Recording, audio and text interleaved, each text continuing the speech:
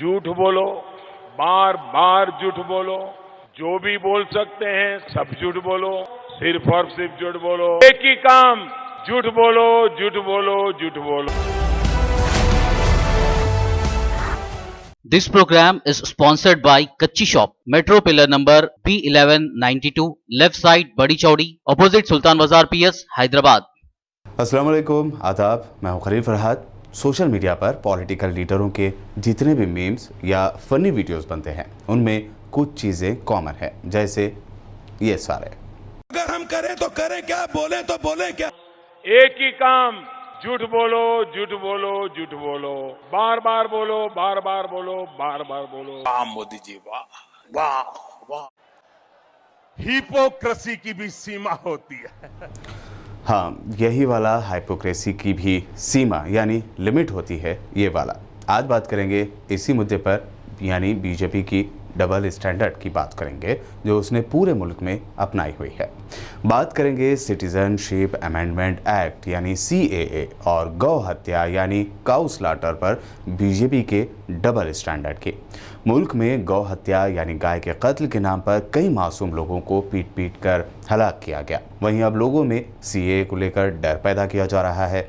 BJP ने दो बड़े हथियारों का अलग अलग रियासतों में बहुत ही शातिराना तरीके से इस्तेमाल किया। दरअसल बीजेपी जो आसाम, बंगाल से लेकर तमिलनाडु और केरल तक अपने पैर पसारना चाहती है, वो अलग अलग रियासतों में अलग अलग धुन पर गाना गा रही है। कोई मुद्दा किसी रियासत में बड़े ही जोरों शोर से उठाया जाता है तो दूसरी तरफ वही मुद्दा पड़ोसी के रियासत में एकदम न्यूट्रल मोड पर ला लिया जाता है या फिर बिल्कुल ही पीछे ढकेल दिया जाता है। इसकी पहली मिसाल है CAA।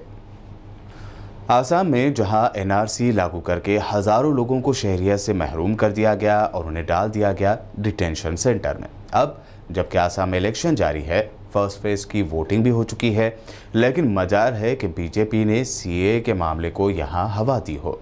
वहीं बंगाल में CAA को लागू करने के करीब करीब हर बीजेपी लीडर ने दावे किए हैं। अमित शाह ने तो जितनी भी रैलियां की है, करीब करीब हर रैली में अमित शाह ने बंगाल में CAA लागू करेंगे ये कहा है।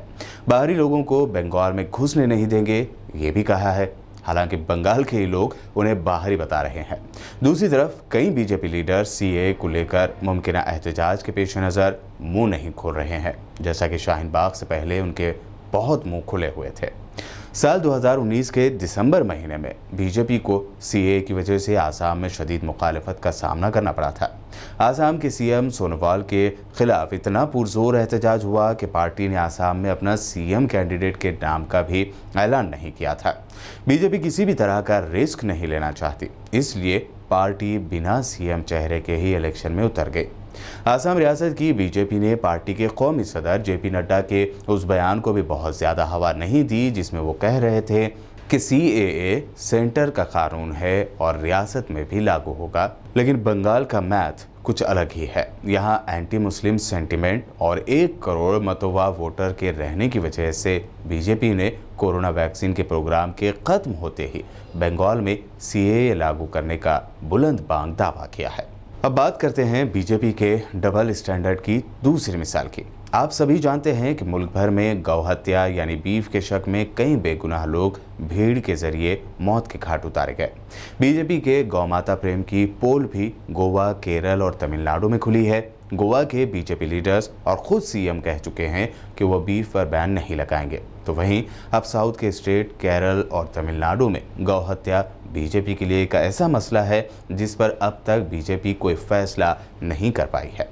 एक तरफ बीजेपी तमिलनाडु की सियासत में गौ हत्या पर बैन लगाने के दावे के साथ बड़े धमाके की तैयारी कर रही है, तो वहीं दूसरी तरफ गौ हत्या को लेकर बीजेपी केरल में एकदम खामोश बैठी हुई है।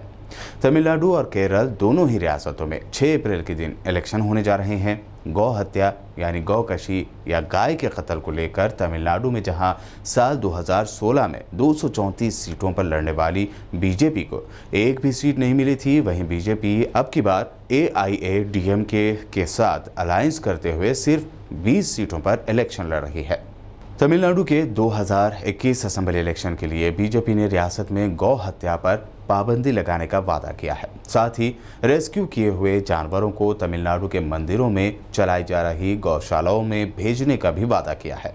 लेकिन मज़ेदार और सो कॉल्ड हाइपोक्रेसी की बात यह भी है कि बीजेपी ने केरल के लिए जारी किए गए अपने मैनिफेस्टो में गौकशी या गौ हत्या का जिक्र तक नहीं किया है। दरअसल केरल में गाय के गोश्त का चलन है, इसलिए बीजेपी यहां अपने वोटर्स को मुतासिर नहीं करना चाहती। तमिलनाडु और केरल के लिए ये एक अलग अलग फर्क क्यों? नेशनल सैंपल सर्वे के 2011-12 के एक सर्वे के मुताबिक जहां तमिलनाडु में बीफ खाने वालों की तादाद 40 लाख है, तो केरल में इसकी दोगुनी यानी 80 लाख तादाद है जो बीफ खाते हैं। हालांकि यहां बीफ का मतलब भैंस का गोश्त भी होता है, ना कि गाय का गोश्त। इसलिए केरल में गौ हत्या पर बैन करने के वादे से बीजेपी को नुकसान झेलना पड़ सकता है। बहरहाल CAA हो या गौ हत्या यानी बीफ का मामला, हम यहाँ किसी के मजहबी जज्बात को ठेस नहीं पहुंचाना चाहते और ना ही हमारा ऐसा कोई इरादा है। लेकिन जिस तरह बीफ के नाम पर पूरे मुल्क में कत्ल व गारतगिरी मची हुई है, जिसमें बीजेपी और उससे जुड़ी तंजीमों का हाथ है, यानी सो कॉल्ड गौ रक्षक दल भी जो बहुत ज़्यादा हिंदुत्ववादी तंजीमों से जुड़े हुए हैं, वही गौ हत्या पर डबल स्टैंडर्ड क्यों रख रहे हैं? इससे साफ जाहिर नहीं होता कि ये सिर्फ अपनी कुर्सी बचाने के लिए ऐसा कर रहे हैं। एक तरफ वो मज़हब के नाम पर अपना वोट बैंक जमा भी कर रहे हैं, तो वहीं मज़हब के मुक़द्दस चीज़ गाय के नाम पर डबल स्टैंडर्ड रख रहे हैं। इसीलिए आवाम को चाहिए कि वो अब मज़हब के नाम पर हो रही सियासत को छोड़कर तरक्की और रोज़गार के नाम पर अपने वोट का इस्तेमाल करें। आखिर में फिर वही रिक्वेस्ट आप तमाम से, इस वीडियो को ज़्यादा से ज़्यादा शेयर करें, लाइक करें और नए यूज़र्स हमारे चैनल को सब्सक्राइब ज़रूर करें। देखते रहिए PPN चैनल।